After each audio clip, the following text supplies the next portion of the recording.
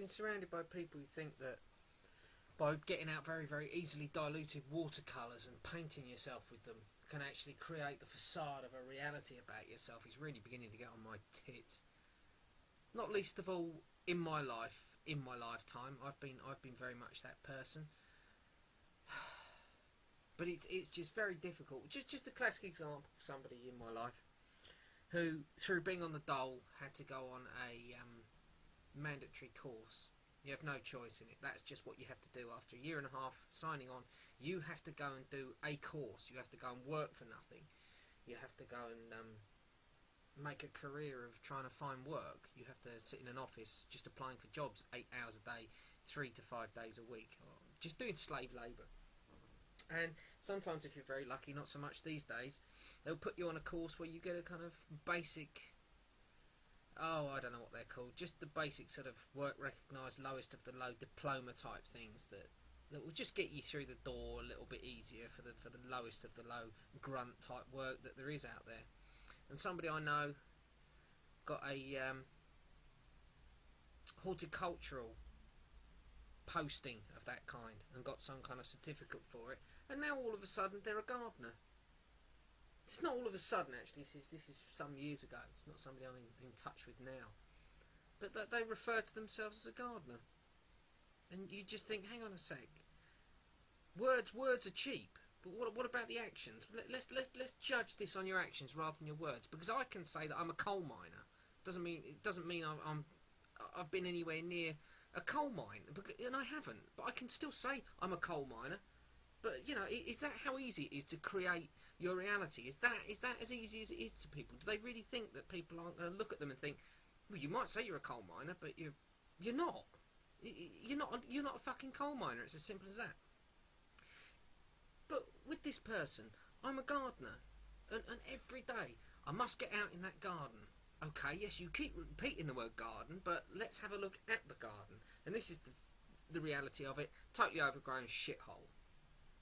You know, in the sense of a manicured, well looked after garden, by any stretch of the imagination, a shithole.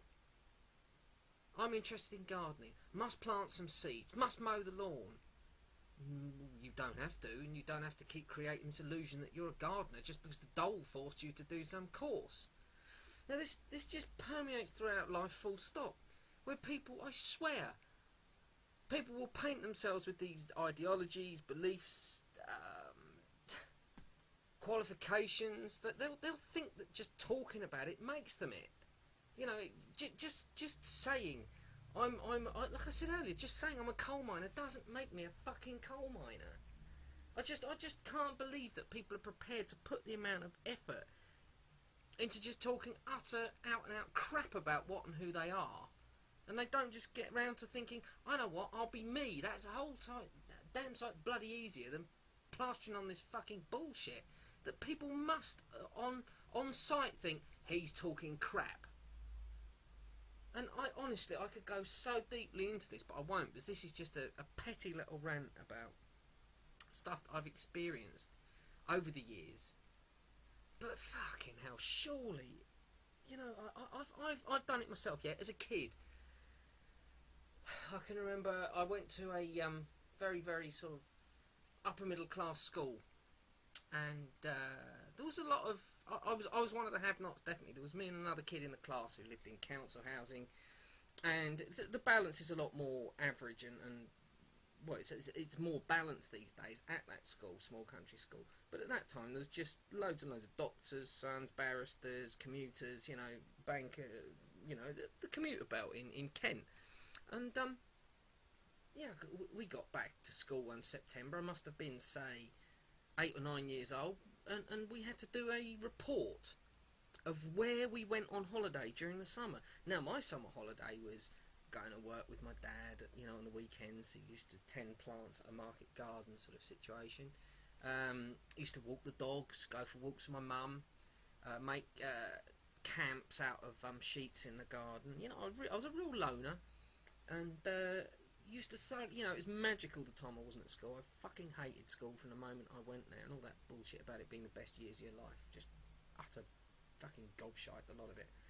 But we get back to school and we're sitting there, and we don't, you know, these days no one will get away with it because you have to be a little bit more mindful of what kids could have been through or what anyone could have been through. But we had to write this A4 story where we went on holiday during the summer, and everybody was, you know, heads together, a little bit of a hubbub in the class, you know.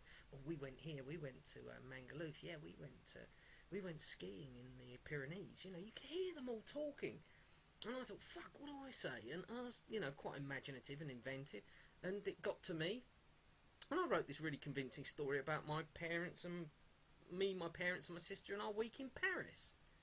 Utter bullshit. I just felt such huge pressure to paint myself a colour that I wasn't, just to fit in and not feel like some fucking outcast, because my family, I never went on holiday. I've never been on holiday with my family, not once. That's just how it was. I had a very, very happy childhood, and my parents brought me up really beautifully, but we never went on holiday. Couldn't afford it. We weren't like it anyway, okay? That's just as simple as that.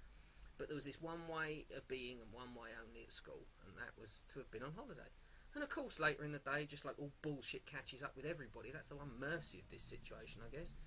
I remember a teacher, oh fuck, I can't remember her name, but it doesn't really matter, does it?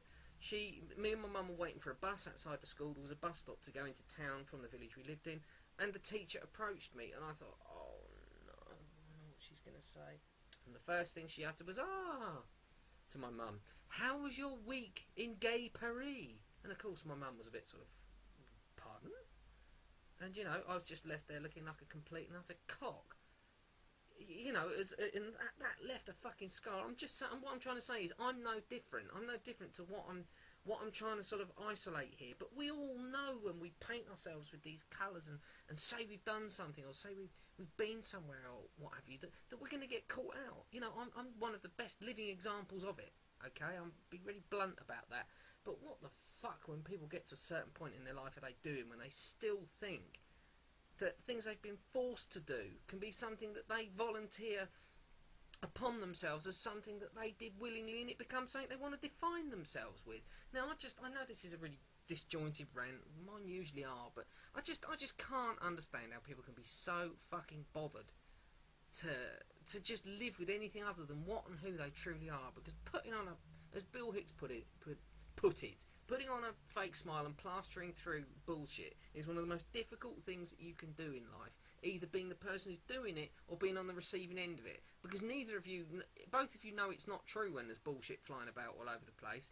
Both parties involved know it's not true. So why fucking bother in the first place? Now, I'll say it yet again, because no doubt some person who knows me will say, yeah, but you've hardly been Mr. Reliable in your life. And yes, I haven't denied that. So don't try and come back at me now and say, well, you know, why not practice what you preach? Yes, I know what and who I am. I'm just saying that just as much from my point of view as anybody else's. Why the fuck do we do it?